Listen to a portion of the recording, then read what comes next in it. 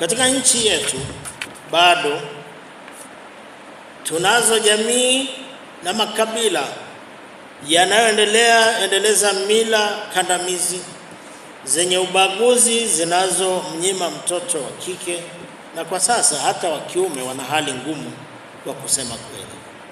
Tena tumombe Bwana, maana wameanza kupata sonona na wengine wanajiua. Nafikiri mmesikia. Ni kwa sababu hujihisi kama kubaguliwa. Kuwaelimisha ninyi haimaanishi kwamba wale wasahauliwe ama tumewasahau. Ni kwa sababu kwa makabila haya bado mtoto wa kike si thamani yake inalinganishwa na ng'ombe atakazopata mzazi.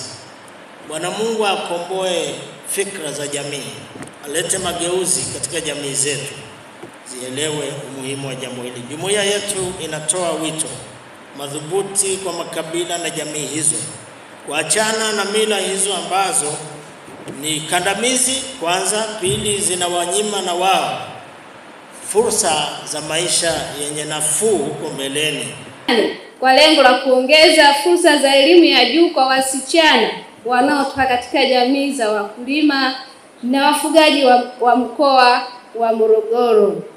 Katika jamii za wakulima na wafugaji bado kuna changamoto zilizotokana na mila, desturi na mitazamo ya kijamii inayochochea mifumo dume. Katika baadhi ya familia, elimu kwa watoto wa kike haipewi kipaumbele ikilinganishwa na elimu ya mtoto wa kiume.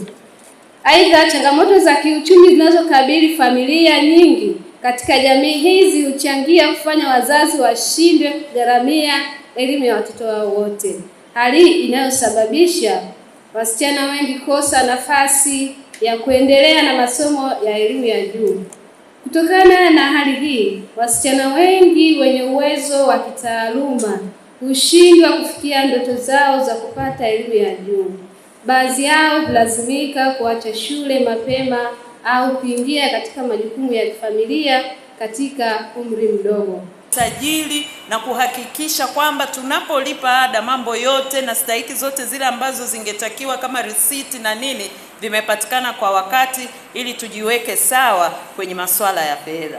Kwa hivyo baada ya kulipa mahitaji yao na ada na mambo mengine kama accommodation, hela ya chakula, mambo ya bima kama atakavyokuja hapa mhasibu kuyazungumzia kidogo, bado ufuatiliaji huendelea tu. Tunatamani sana, na hili limekuwa ndilo kati ya majukumu makubwa tunayoyafanya, kujenga yale mahusiano na viongozi wao kwa ngazi ya idara, wakuu wa idara hawa HODs au madino faculties, hata kitengo cha uhasibu, kitengo cha mikopo, ili kuhakikisha tuna contacts zao, tunafahamiana nao. Wanafunzi kunufaika katika mradi ya awamu ya pili. Nilikuwa nasoma chuo kikuu cha Sokoine cha kilimo, degree ya ushauri kilimo. Namshukuru Mungu nilifanikiwa kumaliza salama, na baadaye Mungu akaniwezesha nikiwa mwaka wa 3 ajira zikatoka, nikaomba kupitia cheti changu cha diploma. Mungu akanisaidia nikawa nimepata kazi. Semester ya mwisho dakika za jioni, wanafunzi tunaita majina yakawa yametoka na mimi jina langu likawepo. Kwa hiyo nimemaliza tu chuo, baada ya siku 2 nikaelekea Mkoba kuripoti kazini.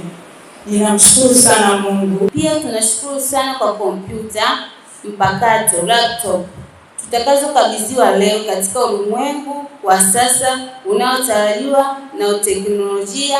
Kompyuta hizi ni nyenzo muhimu sana katika safari yetu ya kielimu, kwani tutafanya tafiti za kitaaluma kwa urahisi, kuandika kazi za masomo, kushiriki katika mifumo ya kujifunza mtandaoni, pamoja na kupata maarifa mapya yanayohitajika katika kwa njia ya kidijitali.